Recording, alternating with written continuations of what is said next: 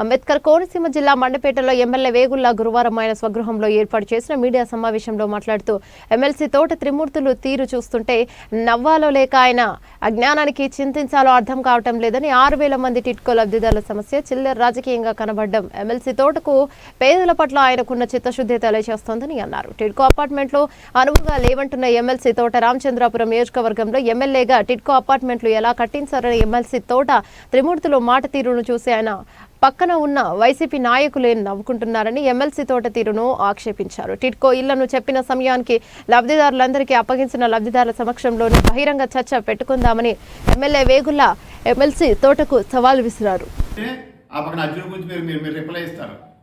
నేను అడిగింది ఏమడిగాను? 2108 మంత్రి గారి చేత ప్రారంభించబడి మరి 4 నెలలు దాటిపోయింది.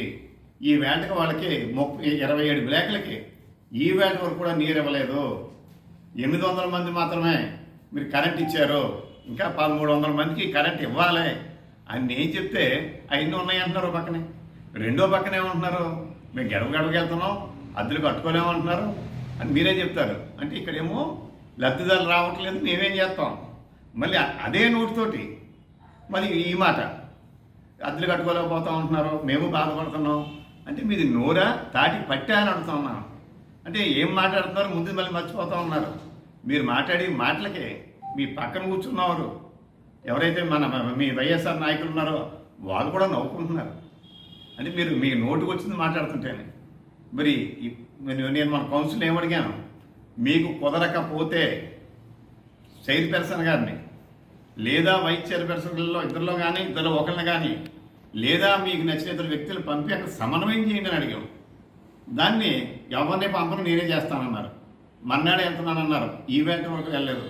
కానీ నేను వెళ్ళాను అని చెప్తున్నాను. దేనికి అది చెప్పారు వాళ్ళు. ట్యాంక్ మీద బటన్ నొక్కడానికి వచ్చారు అంతే తప్ప ఒక ఫ్లాట్ తొంగు చూడటం కానీ ఒక లబ్ధిదారుతో మాట్లాడటం కానీ ఏమీ చేయలేదే. మరి మీకు నేను ఛాలెంజ్ చేస్తా ఉన్నాను. ఇవాళ ఎవరైతే టిట్కో లబ్ధిదారులు ఉన్నారో వాళ్ళ ఇంటింటికి వెళ్దాం, ఇద్దరం కలిసి వెళ్ళి వాళ్ళ సమస్యలు ఉన్నాయా లేదని అడుగుదాం. ఇంటింటికి మీరు మీ కార్యక్రమం గడప ఉంది కదా, అలాగే ఇంటింటికి నేను కూడా వస్తాను. ప్రత్యేకించి టిట్కో లబ్ధిదారులు ఇళ్ళకే వెళ్దాం, వెళ్ళి అమ్మ మీకు సమస్యని చెప్పి అడుగుదాం. దాని మీద ఇప్పుడు వాళ్ళు ఏం సమాధానం చెప్తారో చీపురు కట్ట తిరగేసి పరిస్థితి వాళ్ళ దగ్గర కనపడుతూ ఉంటాం మన మీద. మరి మీరు చేసే ఒక తప్పుడు పనులకి, ఈ యొక్క అహంభావానికి మరి ఇది ఈ యొక్క ఇల్లులు ఇవ్వకపోవడం అనేది ఒక పూర్తి నిదర్శనం అని చెప్పి ఈ సందర్భంగా నేను మీకు తెలియజేస్తా ఉన్నాను. ఈ టిట్కో ఇల్లులో కట్టేటప్పుడు నేను అభ్యంతరం చెప్పాను, కానీ ఏదో స్టేట్ పాలసీ అన్నారంటారు. మరి మీ రామతోపని నిజంలో కట్టించకూడదుగా, ఏదో మీరు బుద్ధ తిప్పుకోవడానికే సరిపోనప్పుడు మరి అక్కడ ఎందుకు కట్టినిచ్చారు? మరి రాజీవ్ ఒక పేపర్ చూశారు మీరు మండపేటలో. మరి 3 ఏళ్ళ నుంచి ఇన్ఛార్జ్, 3 ఏళ్ళు దాటిపోయింది మీరు ఇన్ఛార్జ్కి వచ్చి. మరి ఆవేళ మరి కాంగ్రెస్ గవర్నమెంట్లో మీరు ఎమ్మెల్యేగా ఉన్నటువంటి కాంగ్రెస్ గవర్నమెంట్లో మరి ఆ ఇల్లు కట్టి గాలి వదిలేశారు సగంలో. ఒకసారి ఆ ఇల్లు చూడండి, దానికి రెట్టింపు పైన ఖాళీతోటి ఈ అంతస్తు కట్టారు. అవి అంతస్తులే, మరి ఆ అంతస్తు మీకు కనపడతలేదు. మరి నిజంగా నచ్చినప్పుడు ఎందుకు మీరు రామతోప నుంచి పోటీ చేశారు? మరి తెలుగుదేశం అభ్యర్థిగా చేయకూడదు కదా, ఆయన చోటు విభేదించి బయటకు వచ్చేయాలి కదా.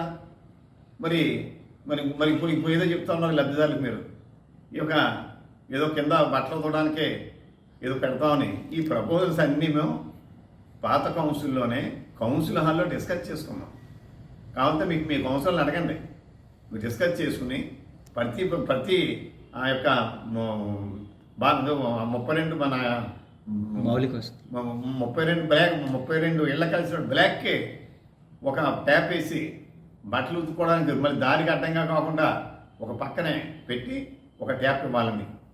అంతేకాకుండా మొత్తం మండపేట నియోజకవర్గంలో తప్ప ఈ రాష్ట్రంలో ఎక్కడా లేని విధంగా ఒక బ్లాక్కి దూరం పెంచి ఆ ఖాళీల్లో మన మోటార్ సైకిల్ స్టాండ్ ఎంచేది ఎండగా ఎండి మోటార్ తనకుండా ఉండేలాగా మరి ఆ వేళ మేము అనుకుని అది కూడా మున్సిపల్ బడ్జెట్లో గవర్నమెంట్ వాళ్ళు ఇచ్చినా ఇవ్వకపోయినా అని ఆలోచనతో ₹1 ఒకసారి, 50 లక్షల రూపాయలు ఒక సంవత్సరం బడ్జెట్లో టోకెన్ అడ్వాన్స్ మనం పెట్టాం. టోకెన్ అడ్వాన్స్ అంటే మీకు తెలుసో తెలీదో, ఒక అమౌంట్ పెడితే దాన్ని 100 రూపాయలు పెడితే 100 లక్షలు ఖర్చు పెట్టచ్చు రివైజ్డ్ బడ్జెట్లో. ఆ రకంగా మనం మున్సిపల్ బడ్జెట్లో 2 సంవత్సరాలు వరుసగా పెట్టాం. కానీ ఆవేళ మన ఓపెనింగ్ పూర్తి ఉన్నందువల్ల మనం దాన్ని ఆ పని చేయలేదు తప్ప. అదే నిన్న మున్సిపల్ చైర్పర్సన్ గారు కూడా ఒక లెటర్ పంపాం, ఈ బడ్జెట్లో పెట్టండి, ఇప్పుడు మనం ఫ్లాట్లు ఇస్తున్నాం కదా అని. అంతే తప్ప మౌలిక సదుపాయాలు లేదా ఇంకోటి చేయకుండా మాత్రం నిత్యం అభివృద్ధి కోసమే ప్రయత్నం చేసే చంద్రబాబు నాయుడు గారి నాయకత్వం మేము ఉన్నాం కాబట్టి ఖచ్చితంగా అన్ని పనులు మేము చేయడానికి ఆవేళ సిద్ధపడ్డాం. ఈ సంవత్సరం పోయాక మీరు చెయ్యకపోతే మేము మళ్ళీ కూడా చేస్తామని చెప్పి కూడా ఈ సందర్భంగా తెలియజేస్తా ఉన్నాం. నేను ఉంటున్నాను తప్ప ఉదయం 8:30 కాడి నుంచే 8కి 8:30 మధ్యలో ఎప్పుడూ నా కోసం ఒక్క నిమిషం కూడా ఎవరు ఇవాళ వరకు వెయిటింగ్ లేరు. కానీ అది కూడా మీరు 11 దాకా తలుపులు తీరు కాబట్టి మీ ఇంటికి వస్తే 11 దాకా అందరూ కూడా ఆతల వాళ్ళు ఇళ్ళ మీదో బయట వాళ్ళ మీదో పడిగప్పుడు కాస్తారు కాబట్టి మరి ఎవడో ఏదో చెప్తే దాన్ని నేను అలా చేస్తానని మీరు అనుకుంటున్నారేమో. ఒకసారి తెలుసుకుని మాట్లాడితే మండపేట నియోజకవర్గ ప్రజలు తిరుమూర్తి గారు బాగానే చెప్పాడురా, ఈయన తలుపులు తీయడు కరెక్టే అనుకుంటారు. అంతే తప్ప మీరు తలుపులు తీయడం మానేసి నన్ను తలుపులు తీయట్లేదంటారంటే ఎప్పుడైనా 8:30 దాటి ఎప్పుడైనా ఇంట్లో ఉంటానా ఒకసారి తెలుసుకోండి. మీ పార్టీ నాయకులు అడగండి, మీ కార్యకర్తలు అడగండి, మామూలు కూడా అడగక వాళ్ళకి మీకు సమాధానం చెప్తారు. మరి ఇంకోటి చెప్తా ఉన్నారు మీరు, కళ్ళు మూసుకుని కళ్ళు తెరిచి చూడమని చెప్పి ఆయన నేను అన్నానట. మరి నేను ఎక్కడా మాట అనలేదు. అంతేకాకుండా ఈ మాట నేను విన్నా వెంటనే నేను మాట్లాడింది మళ్ళీ 2 సార్లు విన్నా. ఎక్కడైనా పొరపాటున ఎక్కడైనా మాట జారిందేమో అని. పైకి ఒక కాగితం ముక్క కూడా తీశారు. ఇలా ఒక కాగితం ముక్క తీసి ఇదిగో ఏంటి కళ్ళు నేను తెరిచి చూడాలట. ఏంటిది అంటే అన్న మాటలు నేను అన్నట్టుగా మీరు భావించుకుని మీ ఇష్టం వచ్చినట్టు మీరు మాట్లాడుతూ ఉన్నారు. కానీ నేను అనలేదు. ఈవేళ అంటున్నారు మీరు కళ్ళు మూసుకుపోయి ఉన్నాయి. సామాన్య లబ్ధిదారులకి, పేద మధ్యతరగతి ప్రజలకి మీరు వాళ్ళ ఫ్లాట్లు అప్పచెప్పకుండా మీరు కళ్ళు మూసుకునే ఉన్నారు. ఈవేళ మీరు కళ్ళు తెరవకపోతే తెరిపిస్తారు లబ్ధిదారులు. అంతే తప్పించి మరి నేను అనలేదు. ఈవేళ మరలా అంటున్నాను నేను ఈ రోజున లబ్ధిదారులు మీ కళ్ళు తెరిపించడం ఖాయం, మీకు బుద్ధి చెప్పడం ఖాయం. ఇప్పుడైనా మీలో సత్తా ఉంటే ఈ మన మొదటి ఫేజ్లో మిగిలిన 1955 ఫ్లాట్లు ఎప్పుడు మన ప్రజలకు అప్పచెప్తారు? రెండో ఫేజ్లో ఉన్నటువంటి 2064 ఫ్లాట్లు ఎప్పుడు అప్పచెప్తారు? సమాధానం చెప్పండి ప్రజలకి. నాకు చెప్పండి అంటున్నారు కదా, ప్రజలకు చెప్పండి, లబ్ధిదారులకు చెప్పండి. రేపే మీరు ప్రెస్ మీట్ పెట్టి చెప్పండి. మీరు ఆ చెప్పిన వెంటనే మీరు ఏదో ఛాలెంజ్ చేస్తున్నారు టిట్కో మీద మాట్లాడదామని. అన్ని విషయాలు మీరు డేట్ ఇచ్చిన వెంటనే మీరు ఎప్పుడు నన్ను టిట్కో కాడికి రమ్మంటే ఆ గృహ సముదాయం దగ్గరికి నేను వచ్చి మొత్తం అన్నీ కూడా మనం డిస్కస్ చేద్దాం. లబ్ధిదారులకు మాత్రం అందరికీ గౌరవం కండి. లబ్ధిదారుల సమక్షంలో ఖచ్చితంగా మీరు ఏది మా చర్చించుకుందామంటే అవి అన్నీ కూడా చర్చించుకుందామని చెప్పి మీకు నేను సవాల్ విసురుతా ఉన్నాను. నేను రోజున గౌరవ శాసనమండలి సభ్యులు శ్రీ తోట త్రిమూర్తులు గారు టిట్కో హౌసెస్ మీద మరి నాకు కౌంటర్ ఇవ్వడం జరిగింది. మరి ఇది వింటే మరి నవ్వుకోవాలో లేదా ఆయనకి అధ్యయనానికి పరాకాష్టో నాకు ఎక్కడా అర్థం అవ్వట్లేదు.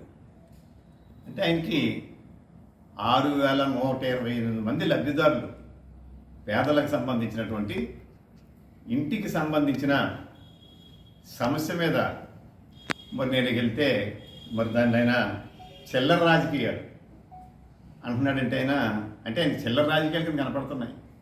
6,128 మంది 6,000 మంది పేద లబ్ధిదారుల యొక్క సొంత ఇంటి కళ ఆయనకి చిల్లర రాజకీయాలు.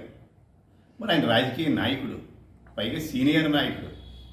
మరి ఆయన నా కాలు దెబ్బ తగిలి మరి నేను ఇంట్లో ఉండవలసిన వాడిని అక్కడ తీసుకొచ్చినోడు గంట అయిందట.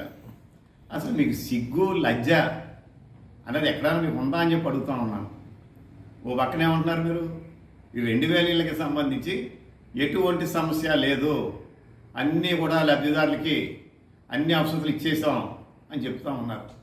మరి నిన్న ఈ విలేకరులు ఎదురుకుండానే ఏమన్నా ఏం చెప్పారు? 15 రోజుల లోపల ఈ 2109 మంది మన ఏదైతే గౌరవ మంత్రి వర్యులు మరి మొన్న అక్టోబర్ 10వ తేదీన ప్రారంభించినటువంటి ఫ్లాట్స్ని ఇంకొక 15 రోజుల దాకా మేము అందించలేమని చెప్పారు. కరెంటు వారైతే 850 అనుకుంటాను, ఈ 900 అన్నాడు, సరే 50కి వెళ్ళండి, మిగిలిన కనెక్షన్ లేవలేదని చెప్తున్నారు. మరి ఈయన ఇంకో మాట అంటా ఉన్నాడు, అధికారులు చెప్పారట ట్యాంక్ నీళ్ళు ఎవరో ఇప్పేశారట, అంచేది నీళ్ళు ఎవడట. ఏంటిది అంటే ఇప్పుడు ఇవాళ వాటర్ ట్యాంక్ ఎవరో ఆగుతాయో లేకపోతే ఎవరో ఒకరు నీళ్ళు ఇప్పేస్తే ఇంకో వాటర్ ఎవరా అంటే సామాన్యుల పట్ల పేద ప్రజల పట్ల ఇంత మీకు అహంకారమా లేదా వాళ్ళంటే అంత లోకువా మీకు? వాళ్ళు ప్రజలు కాదా? వాళ్ళు మల్లాంటి ప్రజలే. మరి మీరు కానీ నేను కానీ కరెంటు లేకుండా నీళ్లు లేకుండా ఒక్క నిమిషమైనా ఇంట్లో ఉండగలమా చెప్పండి? ఒకవేళ మీరు ఉంటానంటే చెప్పండి, ఉంటాను, దాంట్లో ఒక ఫ్లాట్ మీకు ఇస్తాం. పక్క ఫ్లాట్లోనేమో నేను నీరు వాటర్ అన్ని పెట్టి నేను ఉంటాను, మీరు ఏమీ లేకుండా కరెంట్ లేకుండా ఏమీ లేకుండా మీరు అన్నారు ఉంటాను, ఉండండి, ఉండి ఇంకో నేను ఉన్నాను కదని చెప్పి ఛాలెంజ్ చేయండి, మాకు మేము అంగీకరిస్తాం. అంతే తప్ప ఇలాంటి చొప్పదంటుకోవులు మానేసి నేను అడిగిన దాన్ని సూటిగా సమాధానం అది మీరు ఏ రోజు చెప్పారు? నా సూటిగా సమాధానాలు ఎప్పుడూ చెప్పలేదు. రాముడి గురించి మాట్లాడితే